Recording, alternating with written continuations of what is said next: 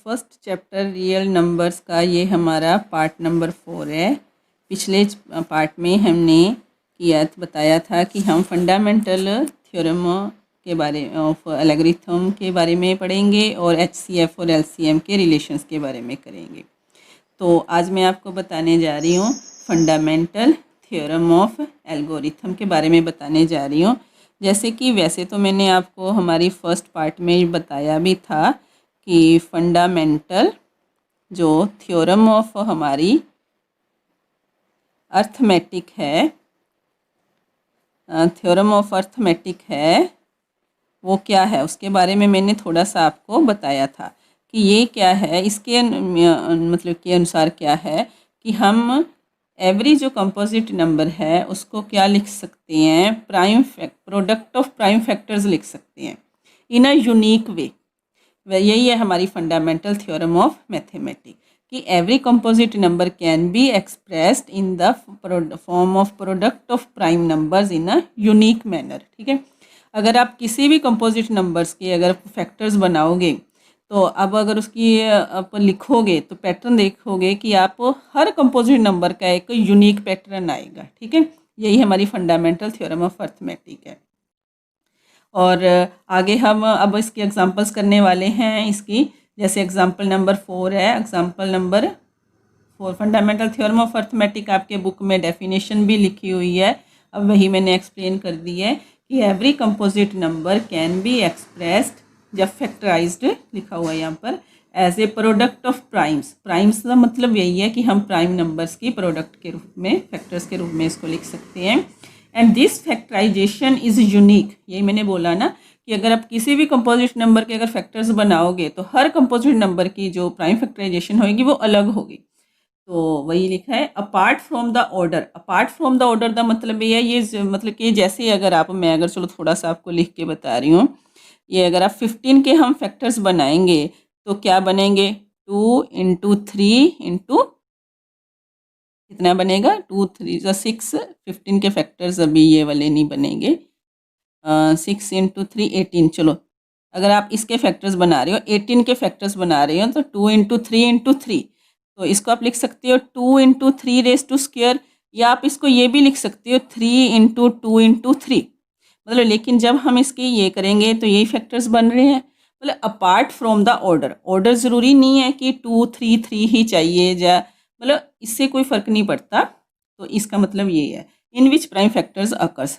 वैसे नॉर्मली हम इनको जो फैक्टराइजेशन करते हैं वो एक ऑर्डर में ले लेते हैं, जैसे छोटे से बड़े फैक्टर की ओर जाते हैं।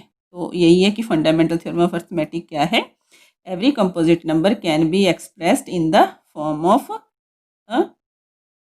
प्रोडक्ट ऑफ प्राइम्स दे विच कर सकते हैं। अब यही है। और एक हमारा मैंने बताया था आपको एचसीएफ और एलसीएम के बारे में हम जो रिलेशन है इसमें वो स्टडी करेंगे।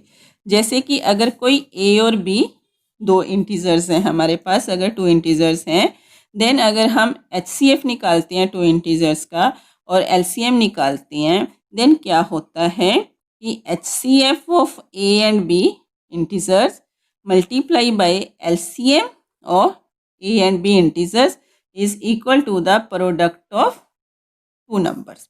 इस रिज़ल्ट को भी हम यूज़ करेंगे अब हमारे जो एक्सरसाइज की अभी नेक्स्ट एक्सरसाइज है, इसकी एग्जांपल्स हैं, उसमें हम ये और जो हमारी फंडामेंटल थ्योरम है इसको हम यूज़ करके अपने सम्स वगैरह करते हैं। जैसे कि अभी एग्जांपल हमारी क्या है, 5th एग्जांपल हम करने जा रहे हैं। 5th एग्जांपल रीड करती हूँ, फिर मतलब इसमें अभी आपको मैं ओरली बोलूँगी सारा, क्योंकि रिटन में काफ़ी है, तो आपको समझा देती हूँ साथ में क्या है थोड़ा सा कि कैसे लिखेंगे। वो मैं अभी लिख नहीं रही यहाँ पर, ओरली बता रही हूँ।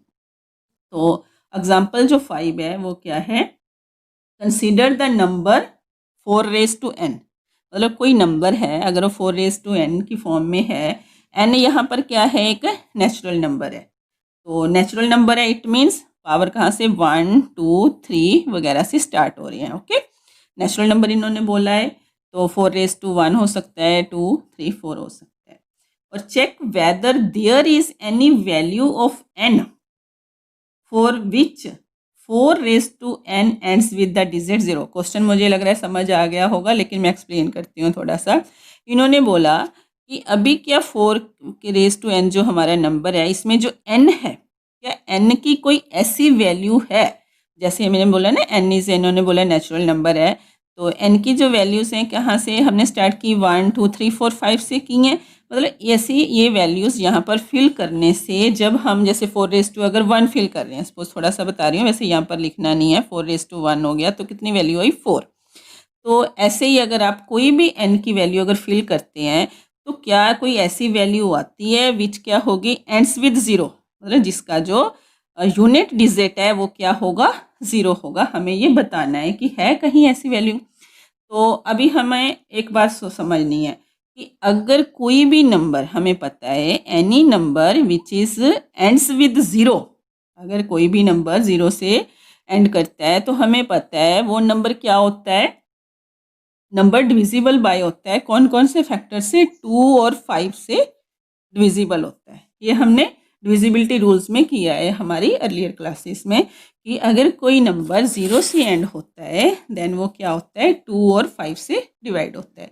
इट मीन्स क्या हुआ कि जो नंबर है, तो जो 4 के फैक्टर्स हैं, ठीक है ना, अगर हम इस नंबर्स के फैक्टर्स बनाएंगे, जैसे ही वही हमारी जो फंडामेंटल थ्योरम ऑफ अर्थमेटिक है कि जो एवरी नंबर है कंपोजिट नंबर, उसको हम किस में फॉर्म कर सकते हैं, रिप्रेजेंट प्राइम नंबर्स की प्रोडक्ट के फॉर्म में रिप्रेजेंट कर सकते हैं। तो वही हम उसको थोड़ा सा यूज़ करेंगे कि अगर कोई नंबर 0 से एंड होगा 4 का, तो इट मीन्स उसकी प्राइम फैक्टराइजेशन में 5 नंबर होगा, ठीक है ना, 5 होगा। चलो अब हम देखते हैं कि 5 है या नहीं है। सपोज अगर हम 4 रेज टू n को, अभी आप ये भी लिख सकते हो 2 रेज टू 2n, ठीक है ना। तो इट मीन्स ये हमें शो क्या कर रहा है अभी, 4 रेज टू n, इसको हम ऐसे लिख सकते हैं। तो इट मीन्स ये है कि अब अगर अब 2 रेज टू 2n है, मतलब अगर हम 2 को जब इसकी मल्टीप्लाई वगैरह लिखेंगे, इसकी प्राइम फैक्टराइजेशन की है, तो उसमें ओनली 2 आ रहा है, यहाँ पर हमें 5 कहीं भी नहीं मिल रहा।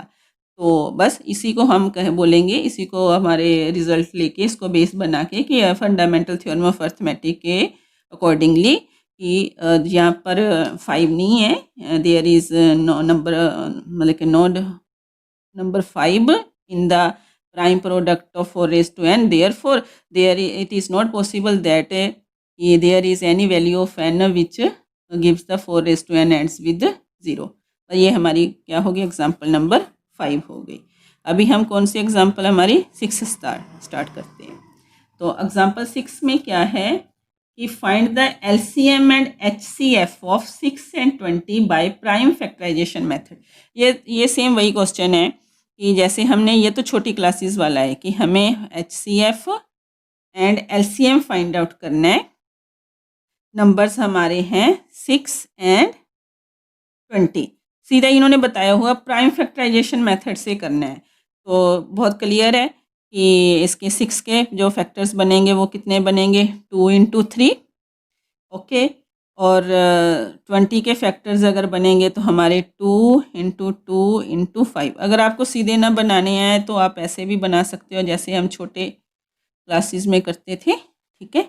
तो अभी आप इसको क्या लिख सकते हो, 2 raised to 2 into 5, और इसको लिख सकते हो 2 raised to 1 into 3 raised to 1। हमें क्या चाहिए, अब पहले इनका HCF चाहिए। तो HCF क्या हुआ, आप ऐसे लिख सकते हो HCF ऑफ 6 and 20 कितना हुआ, हाईएस्ट कॉमन फैक्टर चाहिए, मतलब इसमें भी होना चाहिए वो फैक्टर, इसमें भी होना चाहिए। तो 2 raised to 1 2, तो हाईएस्ट कॉमन फैक्टर क्या हो गया, 2। और LCM में हमें पता है, LCM में हमें चाहिए होते हैं सभी नंबर्स प्रेजेंट होने चाहिए, फैक्टर्स हम अगर सिंपल लैंग्वेज में बोलते हैं, रिपीटिशन नहीं होनी चाहिए नंबर्स की। जैसे अगर आप लिख रहे हो ये कितना हो गया 2, मतलब मैक्सिमम जड़ा नंबर है हमें वो लेना है। तो यहाँ पर 2 raised to 2 है, into 3 into 5, तो इसको मल्टीप्लाई करेंगे तो LCM कितना आ गया, 2 2 ज़ा 4, 3 ज़ा 12, 5 ज़ा 60। तो LCM हमारा 60 आ गया और HCF कितना आ गया, 2 हो गया। बस यही क्वेश्चन था हमारा कि find the HCF and LCM of 6 and 20। तो ये हमारा निकल आया। अभी हम अपनी क्या करेंगे, नेक्स्ट एग्जांपल करने जा रहे हैं, एग्जांपल 7। और एग्जांपल 7 में हम देखते हैं आगे क्या क्वेश्चन है। हाँ जी, 7th एग्जाम्पल क्या है हमारी, find the HCF of this by prime factorisation method. वैसे तो ये सेम वैसी हुई है, थोड़ी सी एग्जाम्पल है, लेकिन इसमें ये है कि पहले हमने सिर्फ क्वेश्चन देखो क्या करना है, सिर्फ HCF फाइंड आउट करना है और प्राइम फैक्टराइजेशन से। उसके बाद जो LCM फाइंड आउट करना है वो इन्होंने प्राइम फैक्टराइजेशन से नहीं कहा, मतलब जो हमने अभी आपको फॉर्मूला बताया है उसको हम यूज़ करके करेंगे। तो क्वेश्चन क्या है, फाइंड HCF ऑफ 96 एंड 404। ये तो हमने बाय प्राइम फैक्टराइजेशन करना है, तो ठीक है पहले हम इसके प्राइम फैक्टर्स बनाते हैं। तो इसके जो प्राइम फैक्टर्स बनेंगे वो चलो यहीं पे बनाते हैं। अभी हम लोग 96 के बने, 2 × 4 8, 2 2 सा 4, 2 1 सा 2 2 सा 2 6 सा देन 2 3 सा, मतलब 5 टाइम्स 2 हमने लिखना है और 1 टाइम 3। तो इसकी क्या बनी, 2⁵ × 3, 96 के ये फैक्टर्स बन गए। अभी हम अगर फाइंड आउट करने जा रहे हैं हमारे नंबर 404 के फैक्टर्स, तो ये बने 202 101, तो यही बने इसकी फैक्टराइजेशन। 404 की क्या बनी, 2 × 2 × 101 और 2⁵2 × 101। अब हमें क्या फाइंड आउट करना है, HCF। देन HCF कितना हो गया, फिर HCF इक्वल टू क्या चाहिए हमें, हाईएस्ट कॉमन फैक्टर चाहिए, जिसमें इसमें कितना है 2⁵2 2⁵5, तो हमारा हाईएस्ट कॉमन फैक्टर कितना हो गया 2⁵2 विच इज़ इक्वल टू 4। अब हमारा क्वेश्चन आगे है कि हमें फाइंड आउट करना है LCM। तो LCM हम फाइंड आउट करेंगे हमारे उसी फॉर्मूले के हिसाब से। क्या फॉर्मूला था, हमारा फॉर्मूला था HCF × LCM is equal to A × B था। यहाँ पर हमारा HCF 4 है, LCM हमें फाइंड आउट करना है, A है 96 और 404। ओके, तो फाइंड आउट करो, LCM इज़ इक्वल टू 96 × 404 और डिवाइडेड बाय 4, देन मल्टीप्लाई कर कटिंग होगा 400 101, देन जब इसको मल्टीप्लाई करोगे तो आपका आ जाना है 9696। तो ये हमारा LCM आ गया। तो ये हमारी एग्जांपल नंबर 4 ख़त्म हो गई कि कैसे हमने की है। अभी हमारी लास्ट एग्जांपल हम इसमें करेंगे, उसके बाद नेक्स्ट में हम अपनी एक्सरसाइज करेंगे। वैसे मैं एक्सरसाइज के बारे में अभी आपको बताती हूँ, थोड़े से क्वेश्चंस आप खुद परफॉर्म कर सकते हो, तो मैं बता भी दूंगी साथ में। अब ये हमारी एग्जांपल क्या है, find HCF and LCM of, अभी तीन नंबर्स का HCF and LCM find out करना है हमें, HCF एंड LCM। तो 3 नंबर्स कौन से हैं, ऑफ 6 72 एंड 120। यहाँ पर इन्होंने क्लियर लिखा हुआ है कि यूजिंग प्राइम फैक्टराइजेशन, सिंपल है, वही है। 6 के फैक्टर्स बन गए, 2 × 3 72 के फैक्टर्स बन जाएंगे।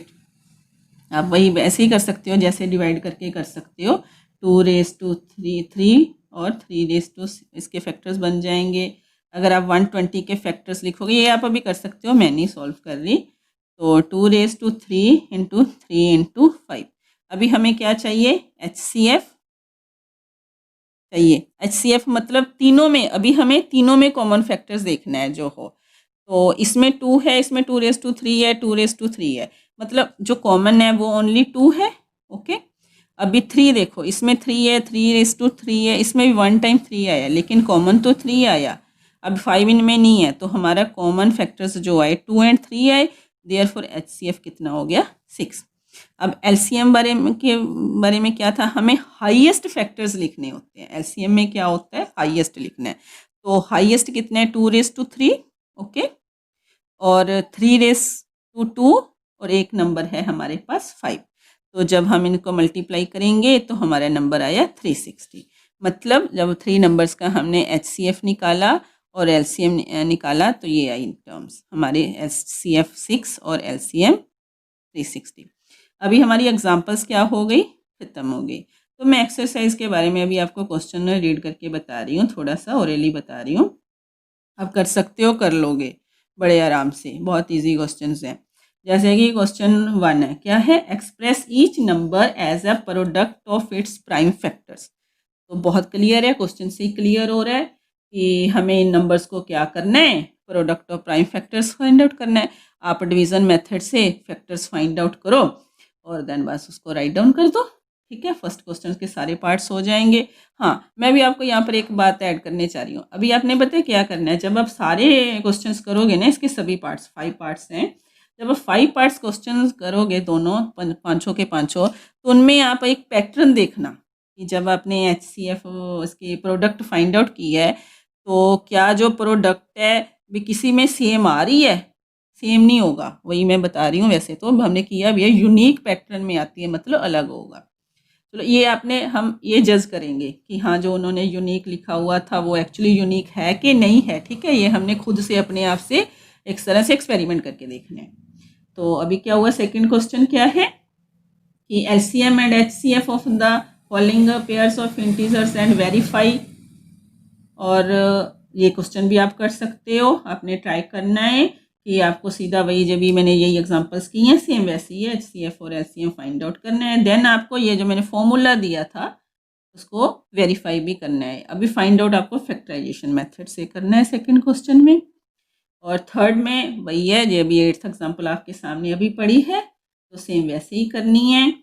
फोर्थ क्वेश्चन में अभी आपको फैक्टराइजेशन मेथड से कुछ भी फाइंड आउट नहीं करना, आपको नंबर्स गिवन है, HCF गिवन है, देन आप LCM बाय जो हमने फॉर्मूला अप्लाई किया था उससे कर सकते हो। तो अभी वैसे तो 3 क्वेश्चन से मैं बता दूं आपको थोड़े से आगे से, वही जो 6th क्वेश्चन है, ये जो हमने एग्जांपल 5th की है, वहाँ पर 4n था, यहाँ पर 6n है। बाकी प्रोसीजर बिल्कुल सेम है। आपको फैक्टराइजेशन जब आप करोगे, जैसे 4 की 2 बने थे फैक्टर, 6 की 2 और 3 बनेंगे, तो वही सेम है क्वेश्चन। चलो बाकी 2 क्वेश्चंस हैं वो हम नेक्स्ट में कर लेते हैं, आपको एक्सप्लेन कर दूंगी क्योंकि उसको थोड़ा टाइम लगेगा, उसको बताऊंगी। तो अभी आप ये 5 क्वेश्चन तक कर सकते हो। बाकी अगर आपको नहीं कुछ समझ आए तो आप कमेंट बॉक्स में लिख सकते हो, और तो हम करेंगे फिर आगे आपको बताएंगे।